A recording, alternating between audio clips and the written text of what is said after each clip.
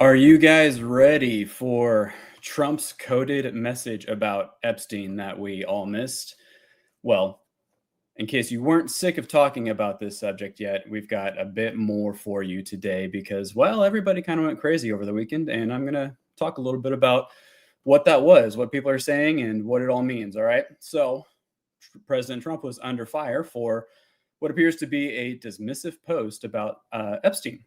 Conservatives are fighting like children, trying to see whose voice is the loudest. Amidst all the infighting, name calling, blame shifting, you name it, what is really going on? President Trump's message may be disappointing at first, but did he actually tell us what's going on? At the risk of sounding too clandestine, is there a hidden message in his post that everyone is overlooking? Is President Trump betraying the American people by waving off the Epstein list, or is he playing a classic reverse psychology move? If you think it's the former and want information on that about him just waving off the Epstein list, then I would like to direct you to all of the other influencers who are basically all at this point just an echo chamber. And you can find that information pretty much anywhere. So I don't need to say much more on that. But I have some other thoughts on here. So if you want those other thoughts, then please stick around. I have a disclaimer for you guys first, though, okay? With the limited amount of information on this topic, we are simply reporting on what we as independent journalists and commentators can see and comprehend. As information comes out, we may be proven wrong on some things. However, we do pay close attention and do our best to either make it clear that when we are speculating versus providing factual information, as well as correcting any actual or inaccurate reporting as information is revealed. We are not perfect. We don't know everything. I wasn't there when all this happened. I have just as much access to all this information as any one of you do. So I just happen to focus on it quite heavily. So I have opinions about it. So let's get into this. But first, let's talk about something different. Let's talk about Ghislaine Maxwell. Again, I know you guys are surprised that I'm bringing that up. Here, let's go to this next thing here. Oh, I got the wrong tab up there. Oh, well, I'm just going to talk about her anyway. All right, so when Ghislaine Maxwell was first prosecuted, she was protected by a non-prosecution agreement, okay? This is all set up for what we're going to get into later. So this is back in 2021, what happened with Ghislaine Maxwell, and this is important to what's happening right now. The U.S. had filed at that time the non-prosecution agreement stating that any co-conspirators with Epstein would not be prosecuted. Technically, that would include Maxwell. The MPA was based in Florida, but New York courts threw it out and prosecuted her anyway. Attorneys have been appealing the court's decisions. The courts have been blocking those appeals by delaying a response, and this has been happening pretty much since this all started in 2021 when she was first prosecuted. The last delay for this whole thing expires, you'll never guess, today. Maxwell claims she was never offered a plea deal. Let's see if I have that link pulled up in the right spot. Yep. Never offered a plea deal. That would mean that a testimony is on the table potentially, okay? This is something that actually I brought up on, I want to say Thursday. I think I got this is the one that I talked about this on. Epstein's connected to the UN's threats against Trump, International Waters Treaty. Doesn't sound like this topic, but it all connects. So I highly recommend going and watching that episode if you haven't already. So check that out and see what I had to say on how that works. But I do have a little bit more to say about it right now. It's possible that what could be on the table is Ghislaine Maxwell's testimony in exchange for a lighter sentence or some variation thereof. And that's why I'm using speculative terminology here, because none of this has happened yet, and I don't actually know. Nobody knows, to be honest, because it hasn't happened yet. It's just that the court's appealing decision debacle is done officially today.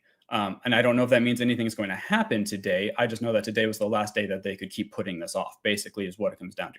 They can't put it off anymore. We have to do something about this now. We have to do something about the fact that we have a really important person in confinement right now, and she needs to come out and say something. So, according to sources close to Maxwell, she has claimed that she would be more than happy to sit before Congress and tell her story. This means that a potential retrial is in play. A retrial could potentially reopen evidence for review from sealed documents from Maxwell's 2021 trial. Sealed documents from that trial. We've had documents, not Epstein files necessarily, not per se, not the stuff that's on Pam Bondi's desk. This is different. This is additional information from everything I understand. It might be just a regurgitation of those things. We don't know. We'll have to wait and find out, right? So this same unnamed source suggested that Maxwell could provide insight that the Epstein files fail to reflect. I put that in bold in my notes because that is extremely important here. It could provide insight into things that the Epstein files failed to reflect. That is from people close to Maxwell. And here's a quote from this person. No one from the government has ever asked her to share what she knows. She remains the only person to be jailed in connection to Epstein, and she would welcome the chance to tell the American public the truth. This is kind of a crazy thing. So let's also not forget that this case is incomplete and that we have a person convicted of trafficking minors, and yet no such clients of these victims have been prosecuted. Just a little side note. So pulling it back a little bit, not all the way full circle, but getting closer there, let's talk about the influencers that have kind of gone crazy over the weekend. I don't know if you've seen any of that, but there was a whole summit and a lot of people got up and said a lot of things. And in addition to that, they said things on all their social media accounts and all of that. But why aren't they talking about this? That's the big question I have. Not very many of them have mentioned the Maxwell case. The only one that I have seen mention it, really actually address it, has been our friend Benny Johnson. And I can really appreciate his coverage on this so far. I think he's the only one who actually is trying to uncover this at the moment, other than us, I guess. I don't know. If you guys know of anybody else who's doing a little bit more work on this, then please drop names or something in the comments because I want to see what else is being done. I just read a comment that used my name and the reading, just came right out. I will not pull who was it? Anchorman and just read everything that's put in front of me. But sometimes, it gets chaotic here. All right. So others are somewhat mentioning Maxwell, but it's more of a, oh, by the way, Maxwell, I guess, right? They're not really focusing on Maxwell so much. They're more heavily focused on the Epstein files specifically. Not everybody, that's an overstatement. A lot of these people are so focused on the Epstein files, it really makes me wonder what's going on here. And I'm mostly referring to the discussions that have happened over the weekend. It seems as though some of these influencers are finally starting to talk about Maxwell now within like the last few hours, and the deeper problems, but not many of them are still coming out with it. I'm just seeing like little tidbits here and there, like, oh, Maxwell, maybe, okay, cool. Yeah, she's got something coming up. But anyway, Epstein, that's what it feels like to me. But obviously I can't see everything all the time. So maybe they're talking more about her and I just don't know it. The big question is the Epstein list a red herring? Is that really what we want? Bondi is, well, I guess so. Trump is under fire via Bondi, right? Because everybody's upset at Bondi saying like, we need to fire Bondi and put somebody else in there. And who was, I can't remember, somebody suggested, I can't remember who they wanted to replace her with. But anyway, it's really high drama right now. But Bondi, if you look at what she has been saying, she never really claimed to have a specific incriminating list, as far as I know. So when she was asked about the Epstein list, she only ever said she had files that she was going to review. And in fact, she was pretty consistent in her careful responses about specifically the Epstein list or the Epstein files. Those two titles are kind of interchangeable at this point. So in a Fox interview, host asked Bondi if she'd seen anything that you said, oh my gosh, that's how he put it. And she simply replied, not yet. And it wasn't like a not yet, like just wait. It was kind of more like a not yet, like, don't get your hopes up. And that was, I think, back in February. It's been a while anyway. And she has been saying generally that same thing. She has claimed that she has information, but she isn't claiming, from what I have seen, to have a specific list from Epstein with names. That's not been proclaimed as far as I can tell. The interesting angle on this, though, is the media spin. That's what is really kind of making me second guess everything right now. I'm not trying to defend Bondi, but I wanted to point out this political spin. Okay. Whether or not you think whatever you think about Bondi, that's not my concern here. My concern is when you look at all the media and their coverage of the spin on this whole story on Bondi and on President Trump, there's a very clear angle happening here where they want it to be that they're accusing without using extremely specific language. You have to read between the lines on this and kind of look at it from a different lens in order to get a different story, because how they're presenting factual information is true.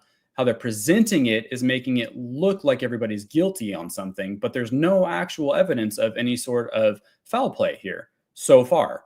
No real evidence, just spin on what people are saying, okay? All the things being pointed out are facts, but there is this spin, and it's suggesting some kind of mishandling of the case by Pam Bondi and then by proxy, of course, President Trump, right? The two most viable options here with President Trump's incessant support of Pam Bondi, which he's come out and said, she's doing a good job, leave her alone. I've got two main concepts and then a third one that we'll throw in there. But either President Trump really does have confidence in Bondi and is asking us all to be patient. That's kind of the unspoken message, right? Or Bondi is somehow complicit and Trump is keeping her in the spotlight to prove it, which is something that I do believe Trump has done in the past. He likes to keep putting people up in the spotlight, say like, oh, look at them, look at what they're doing, check out all this hard work that they're doing, when really he's trying to point them out because he wants you to pay more attention to him, right? One of two options, okay? The third option here that other people have suggested is that Trump is either being fooled or he's complicit. And it's a lot of that is based off of Elon Musk coming out and saying the reason Trump is holding this back is because his name is on the list, which he then recanted pretty quickly and was like, my bad, I shouldn't have done that, right? So that's just a weird angle of the story.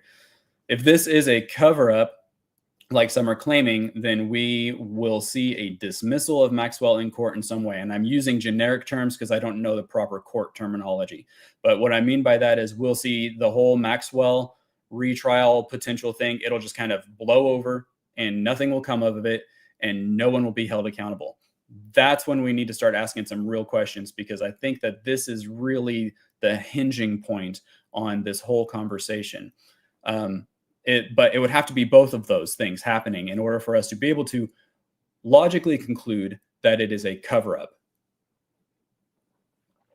If Maxwell is exonerated or something to that effect, once again, not using proper terms because I'm not a lawyer, but the case unveils other culprits who come to justice, then it was not a cover-up and it was just about timing at that point. But time will tell on all that. So I want to get into Trump's post and the whole idea behind this. And at the end of this, I have a couple rumors that I want to dispel too that have been going around that I think need to be addressed, because I just think it's important to quash rumors as much as possible anyway.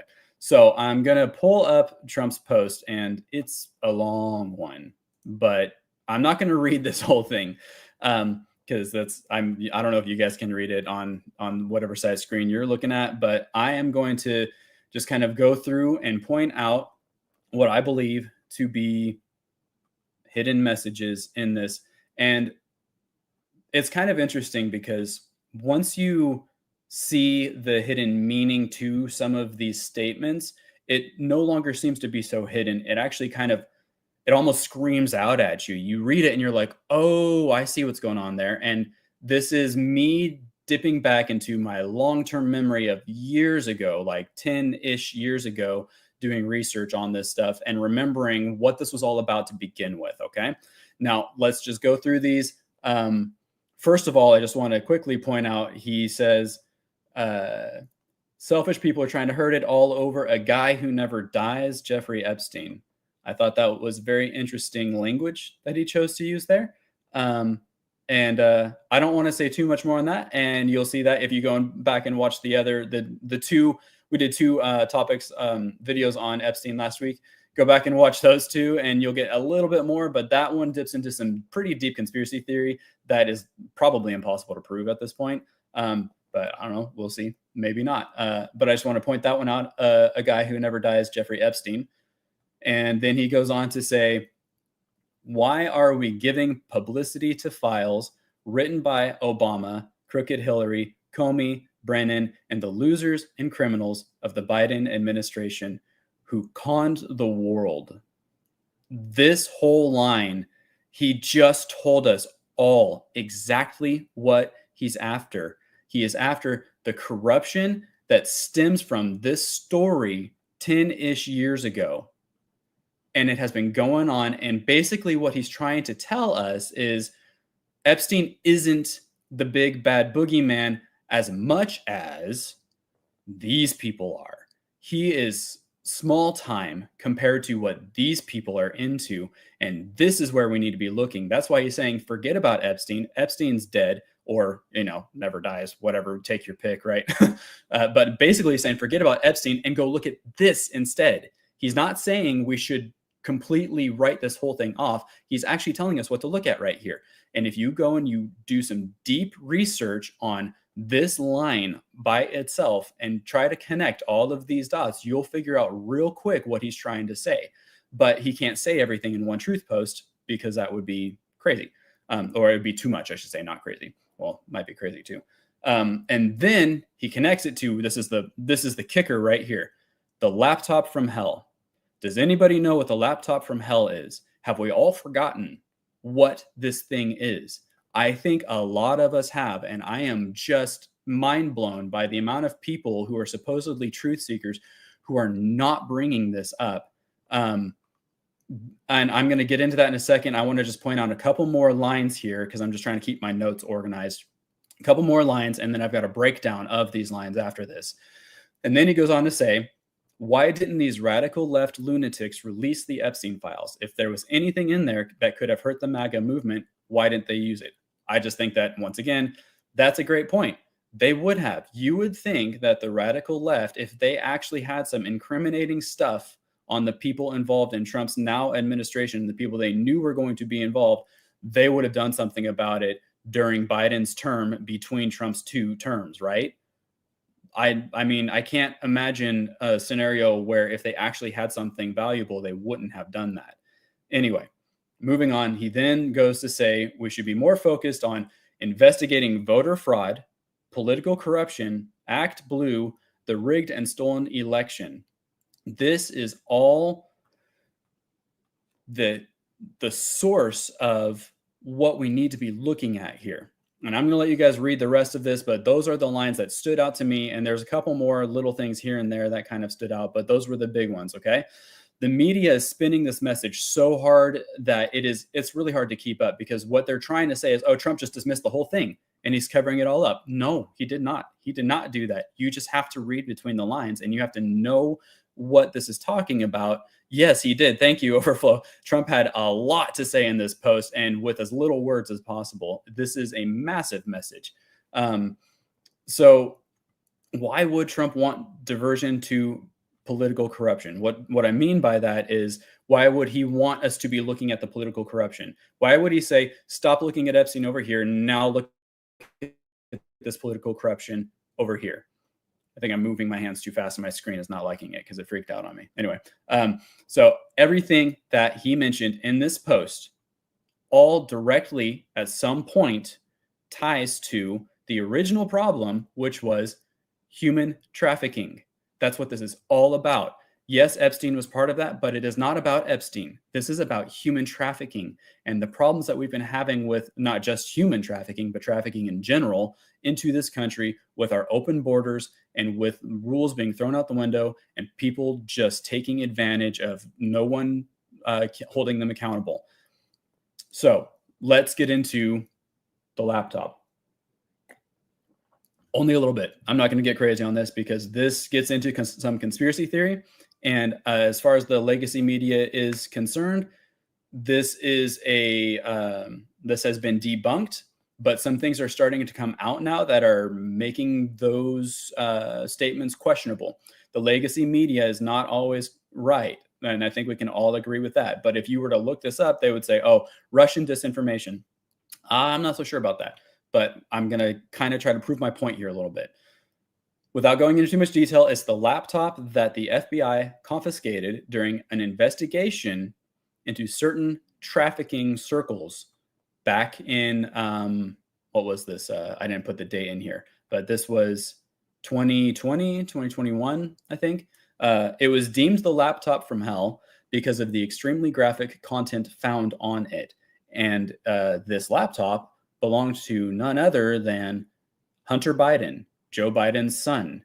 And Biden has since been criminally convicted on multiple accounts, mostly related to tax fraud and illegal firearm scenarios. But in my opinion, that's probably just scratching the surface of what he actually was into, considering what could have potentially been on this laptop. There's a lot of controversy surrounding the laptop. And like I said, people are saying, no, Russian disinformation.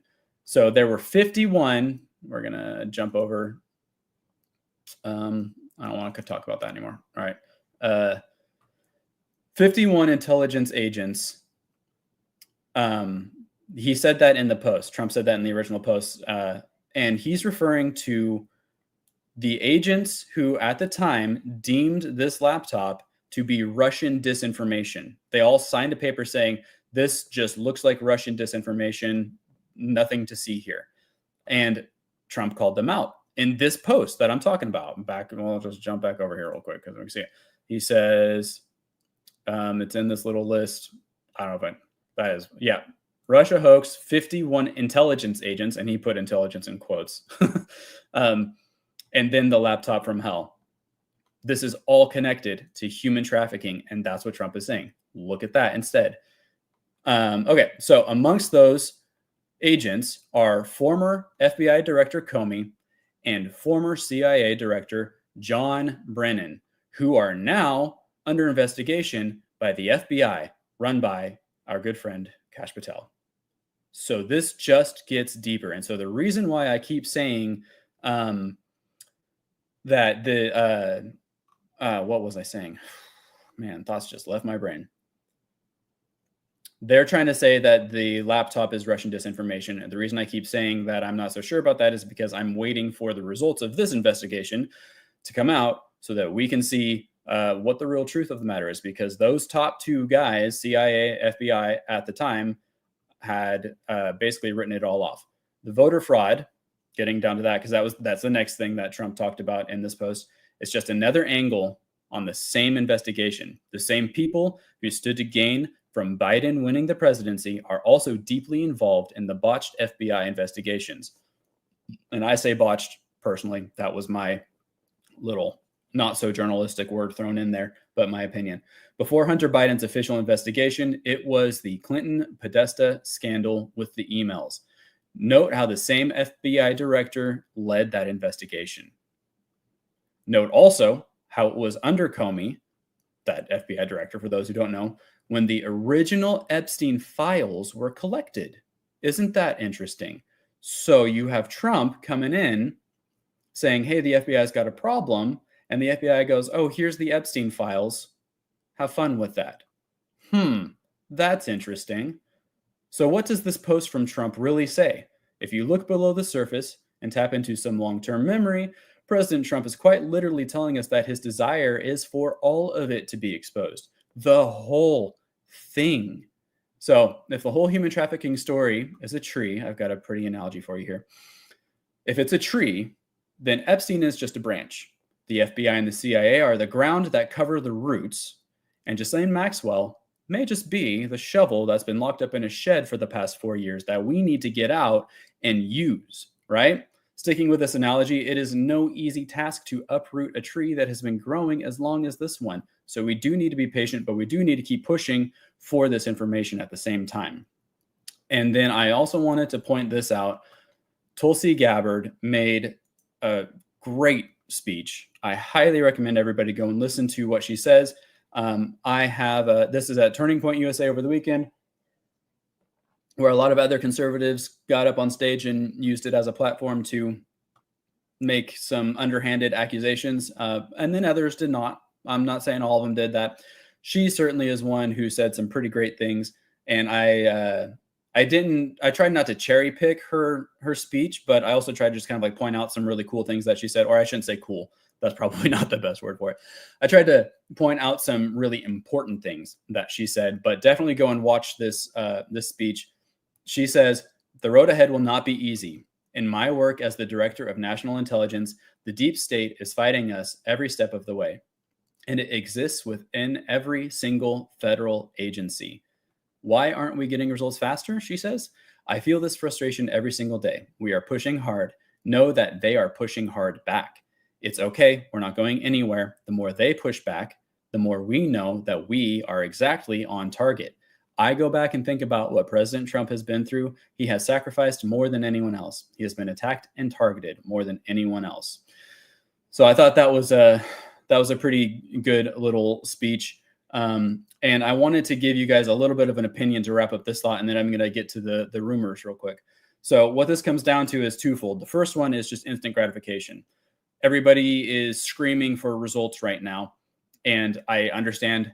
I am empathetic to exactly what Tulsi is saying here. I get it. We want answers, and we want them now.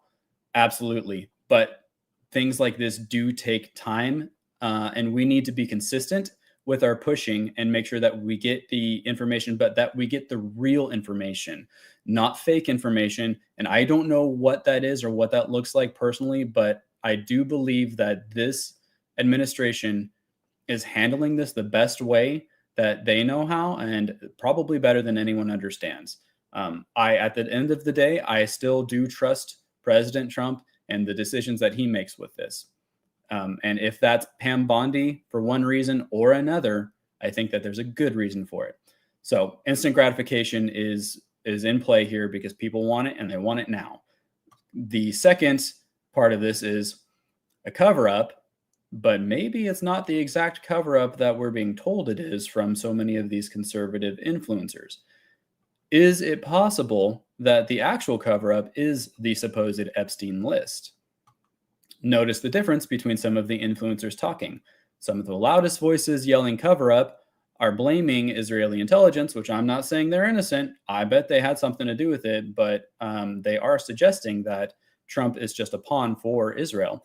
And while that is a fascinating angle, and there are degrees of that could be true, what I find interesting about that is the blame shifting. That's what it looks like to me because, yeah, they're involved, but it's not just that. There's a whole lot more going on here. Within that camp, there are those who are focused solely on that and seem unwilling to look at other factors involved. If I can find this information, so can they. So why is it being left out? Why are they not talking about it? This was not difficult for me to find. I am not that great of a journalist, to be entirely honest with you. At least I am not convinced of that. I just see between the lines, and I'm just pointing this out. Well, this is some interesting information. I wonder what that means. And I am also noticing that not many of them are doing that. So I don't know. That's a big question. Other voices are yelling cover up, but also considering some of the points that I'm making here. And I believe those voices have nothing to hide, but are simply outraged and maybe just not thinking this all the way through. And then you have the people who are deep in the administration, like Tulsi Gabbard, who probably know a whole lot more about this than we do and probably can't say most of what they do know. So I guess, oh, well, it is what it is at that point. Let's remember that Epstein was charged with his own abuse of minors. He was not charged with any major trafficking of children, as far as I know, as far as what I've read. And it seems like he was only the gatekeeper and not the master of ceremonies. The outrage from some on the right has me wondering, what are they afraid of? Maxwell is coming out with testimony, which is what I said last week. That's what it looks like is about to happen. Now, I can't confirm that because I don't have any inside sources, but if she gets to have her retrial, which that's on the table, I wonder what names she's going to drop. And it's going to be a whole lot more incriminating than some list that the FBI conjured up when Comey was in charge. Could it be that this supposed list that Epstein had was what some people were counting on in order to keep their involvement a secret? Just a question. I'm not accusing anyone, but I can't help but wonder why some of these guys are so afraid of that list disappearing and are conveniently leaving out very important information like the laptop from hell and Maxwell's impending testimony. Why are we not talking about that? I also find the timing of P. Diddy's acquittal just before this broke out to be very interesting. I have a list of names here, and I've been debating giving it out. I think what I would rather do instead is if you guys want to follow me on X, maybe I'll get my link down here somewhere, but I might start talking about this on my X channel, because some of this stuff gets deep into conspiracy theory that I don't want to encourage a whole lot in a large way, because it gets really, really dark really, really quick. And so those of you who are interested and can handle it can maybe follow me there, and you can see what it is I'm getting at, and then you can take your own route from there. But I'll leave that at that and just jump straight into the rumors. And we'll wrap with this. We've got two different rumors that are circulating around, and I want to clear the air. So first of all, we have the rumor that Kash Patel is resigning amidst the scandal because he's so upset with how everything's being handled. But he actually came out on his personal account and said, "The conspiracy theories just aren't true and never have been. It's an honor to serve the President of the United States, and I'll continue to do so for as long as he calls on me." So what I think he means by that is he's saying the conspiracy theories, this is a classic like diversion thing. He's saying conspiracy theories about him stepping down aren't true, but he's also trying to point out conspiracy theories. Like, let's talk about those. That's what it looks like to me. But he's talking directly about him stepping down in this post, and he's saying he's not doing that. He is going to keep doing good work. And so a little note of hope here and encouragement. If you want encouragement on good things happening, go to Kash Patel's official FBI account, because he's got this one, which is his personal, but his FBI account, and scroll through that and just look at all of the, I mean, it's kind of sad on one hand, but then hopeful on the other, because man, the FBI actually has been really doing a great job recently, and there's evidence on it, and he posts every single thing they do, all the human trafficking circles and rings that they're breaking, the drug trafficking, all of it. It's pretty awesome to see the amount of correction that is being made right now in this country, specifically through the FBI with Kash Patel as director.